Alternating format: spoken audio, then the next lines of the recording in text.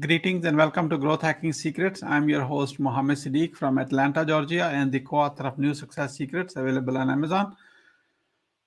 On this episode, we have a special guest, Omar Mo. Omar is the CEO and founder of Nomads Cast podcast. Please join me to give a warm welcome to our guest, Omar. Omar, welcome. Hey, Siddique, thanks for having me. Thank you so much. Let me start with this. Where were you? What happened? Who you were surrounded with that inspired you to start your Nomads Cast company? So I started traveling the world about 4 years ago.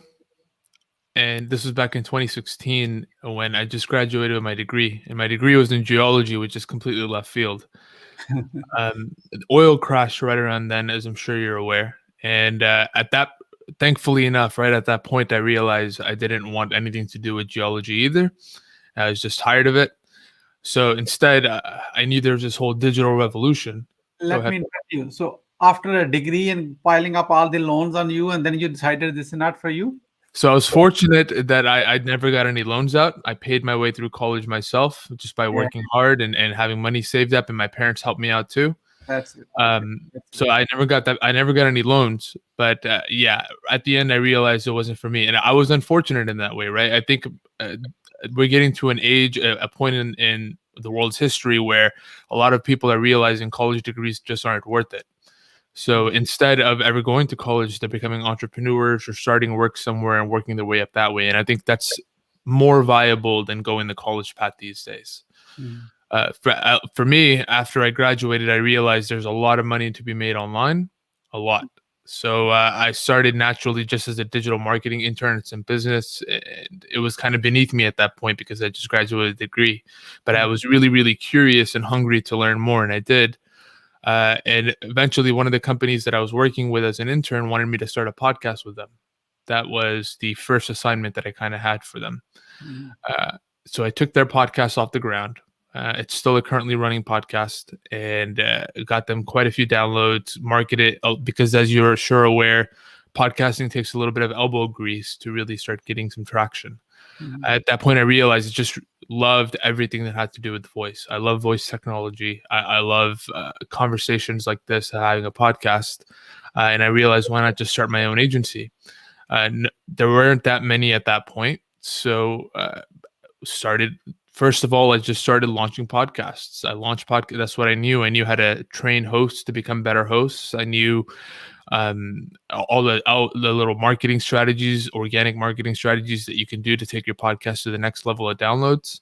So started with that, and then I realized there are other podcasting agencies popping up. So to differentiate myself, because I already had the digital marketing background, Mhm. we started creating content for these podcasters as well. So, and then eventually I brought on teams, and now we're a team of 7. And we create content that focuses on going viral and being engaging so that people that are podcast hosts, we really service busy entrepreneurs that either don't have time to create content at scale for their business in Mhm. a way that's engaging, or podcast hosts already that don't have time to create content at scale.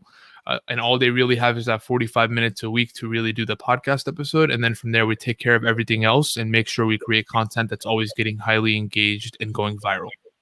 Mhm. Oh, that's amazing. So that's a key, and I'm sure there are a lot of lessons to be shared. So, can you promise me something? I'm going to ask you some tough questions. You're going to give me your best answer so people can learn from you. Sure, bring him on. Okay. So, what are the top three mistakes to avoid when you're creating a content to go viral on, on social media? Don't just put content out there to make content. I would say that's the first mistake. I think there are too many businesses focusing on just putting content out there without any direction or purpose behind it. Mhm. And first of all, they're not even following any sort of best practices, right? So a good best practice to keep in mind, no matter what platform you're on, is that it needs to be engaging. So if it's in video format, the first 5 seconds, it needs to capture the user attention. If Mhm. it's a graphic, it needs to be something that's just not fit in any other graphic out there. It needs to be something that has a message and a purpose behind it, something that brings community together or makes someone stay better or causes some emotional reaction, which is not a lot of content. Mhm. So that's the first mistake. Make it engaging. People don't make it engaging enough. The second thing that I would say is not focusing on native. I still can't pronounce this word, but not focusing on being native to the platform. Yeah, I think that's a very key part. Yes. So for example, you could be. I know people that just take some Instagram post and say, uh, in the caption they write, "Oh, hey Instagram, like doing this, and this," right? But then they'll repost that exact same caption and post on Facebook and then on Twitter too, and it still say Instagram, and they'll make the mistake of not engage. They'll alienate the people on that platform. Yeah. So that you want to be very contextual with your content. Mm. And number three, uh, not focusing on making it an experience rather than, and this is specifically for video and audio, I would say, rather than pictures, but not focusing on making it an experience. And I think even with pictures, you can do really good copywriting in the captions. Mhm. um, it, Too many people in the captions just write like a small paragraph that no one really wants to read. And if you've ever seen good copywriting, it has emphasis on words, it has spaces. If you've ever seen good video, it's condensed into every single second, is not wasting the user's time. Instead, it's really focusing on getting them engaged and looking at it and learning something from it or being entertained by it.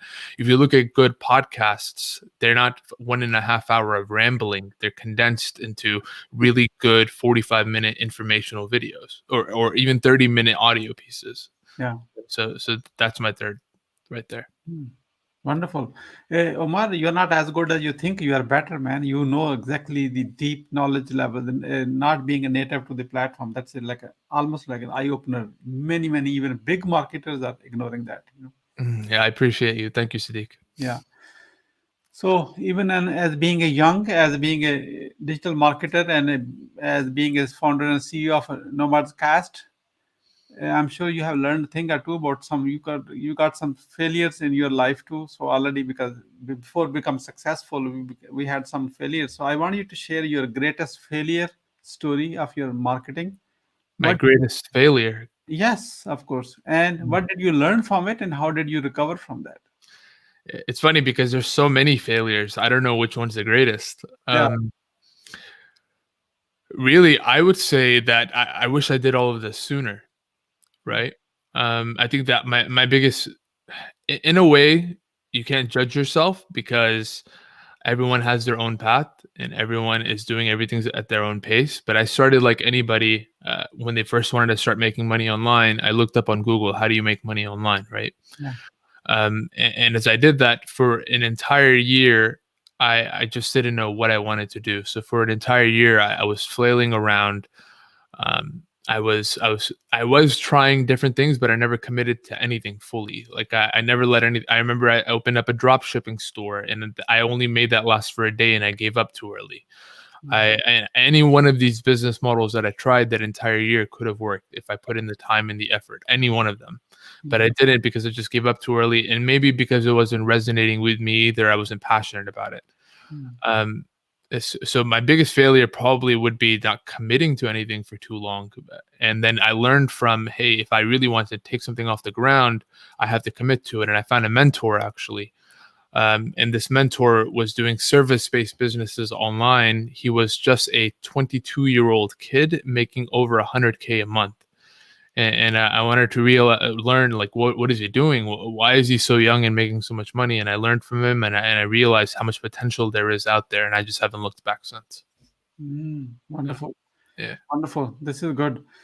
This is good. Omar, let's switch aside and get on your successes. So what are the top three success secrets of running, Nomads Cast as successfully, as you never look back? So, The first one is outreach, without a doubt. You can't scale, you can't get anywhere if you're not going and putting yourself in places where there's opportunity. You have to do the outreach. There are people out there that want your service, and if you can provide a good service, they'll more than happily take it. You just have to find them, right? So you have to do the outreach. Number one, and never stop doing outreach. And the moment that you get complacent with the outreach, then that's the moment that your company starts becoming stagnant. And then after that, it starts going down. Number two, focus on customer delivery. Service is very, very important. The entire experience needs to be great. Go do little things that do surprise and delight, make your customers happy. Go out of your way for them. All my customers have a direct line to me.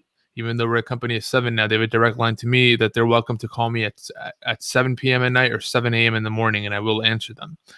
I go out of my ways to make small little instructional videos for them when they never asked. I go out of my way to make unlimited revisions for things, even though we're on a timeline and a budget.